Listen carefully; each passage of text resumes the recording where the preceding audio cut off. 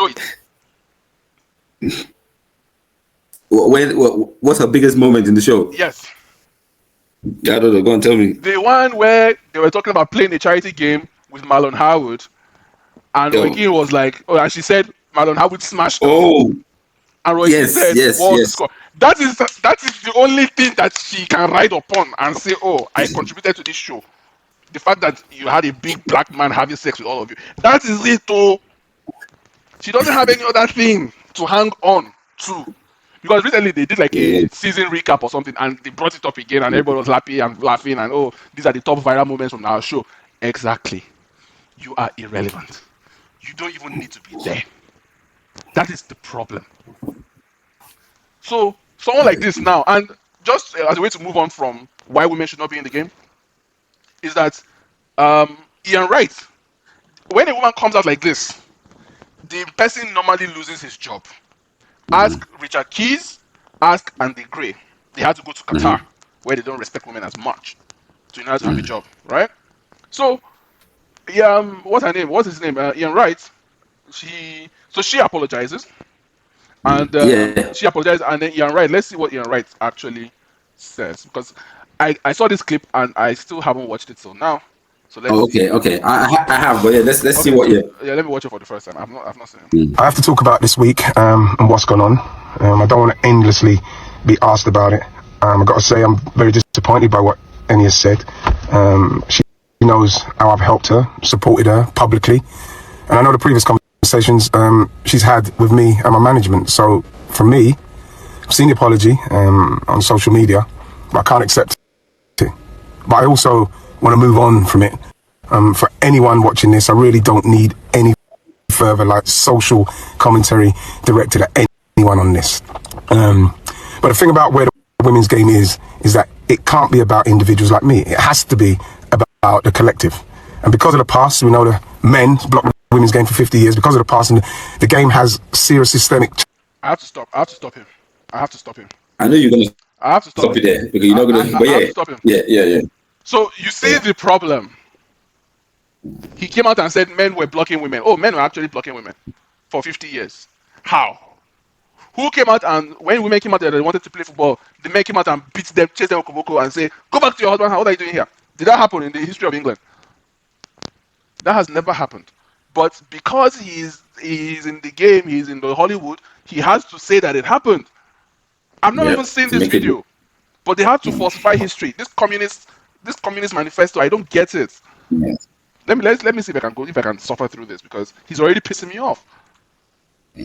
Challenges, and it's going to take, I should say, everyone to help fix it. So for me, I'll always give back to the game it's given me so much. I was with the Telemi Girls team last night, and the vibes were great. I've got to post a picture of them, otherwise I'm going to get in trouble from them. So I'll do that later, because I promised the girls that. But anyway, let me not digress. It's never bothered me about who's playing the game, as long as they're playing the game.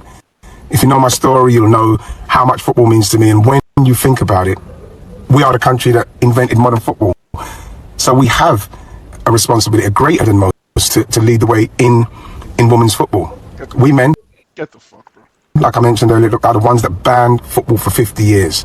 So we have to hold that one. Okay. I cannot tolerate this any longer. I cannot tolerate this monkey any longer. I was willing to give. Okay. Let me stop. No more monkey talk.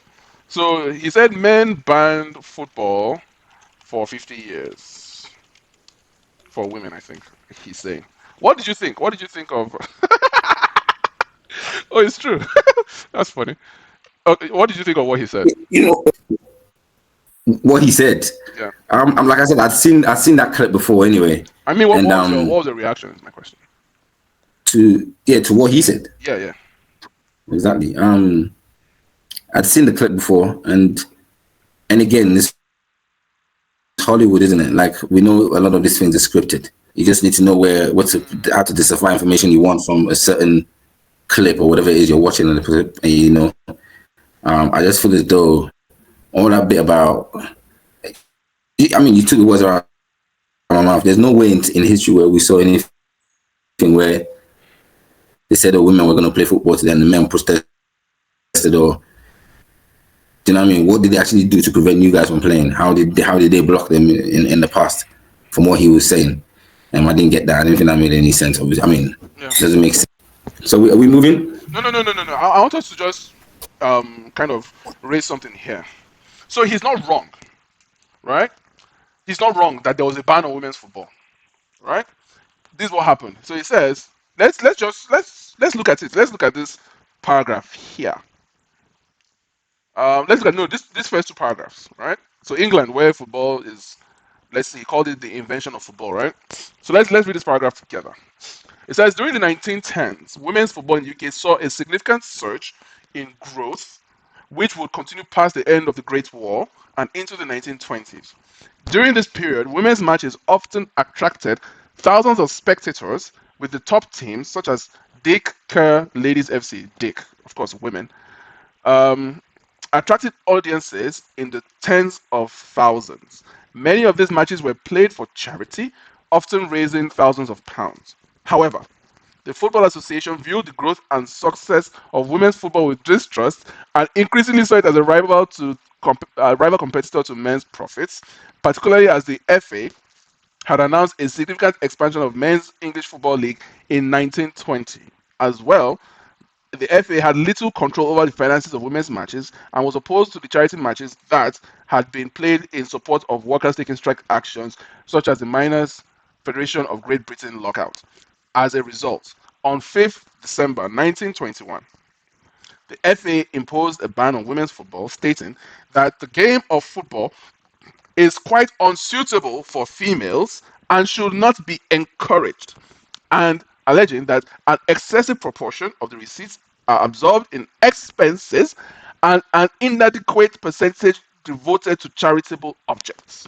When women's teams attempted to continue to organize matches on non-football grounds such as cricket or rugby, the FA further pressured organizations in charge of those grounds to deny women permission. The English ban was also endorsed by several football associations elsewhere in the British Empire, such as the Queensland Football Association and the Dominion of Canada Football Association. So what we have here is what is very likely to be the first ever football thought patrol. Right? Thought patrol is where women are gathering and being harlots, and we kick them back into the house. So England used to be a real country, the way it sounds. What did they say? The game of football is quite unsuitable for females. Where is the lie here? We've seen the highlights on Twitter. We've seen all the women football fails. We've seen it. We've seen that women cannot play football. Women cannot play sports. Serena Williams played tennis for 30 years and came out and told us, the rest of the world, told everyone that when a man is playing a sport, it is different from when a woman is playing that same sport, meaning that it is a different endeavor, it's a different venture altogether. So why are we pretending like this is not reality? It's just been 100 years. So it says it may well be after 41 years, women have a better idea of how to control the finances of a match. Thank you. Yet, because they have not changed their shape, soccer is not a game for girls. That was the second part. The second part was that they did not know how to manage the money.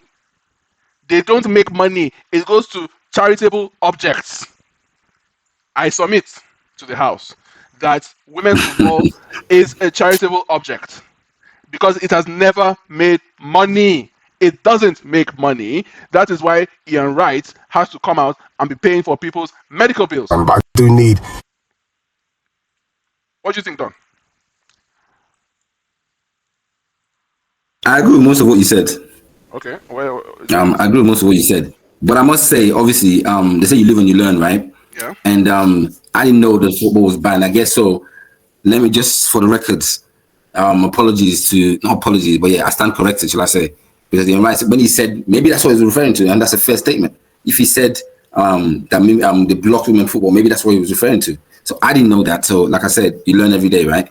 Okay. So based off of that, I stand corrected. But you're not wrong. Yeah, from a commercial standpoint. Yeah. Huh? Yeah, continue, sorry. Go on.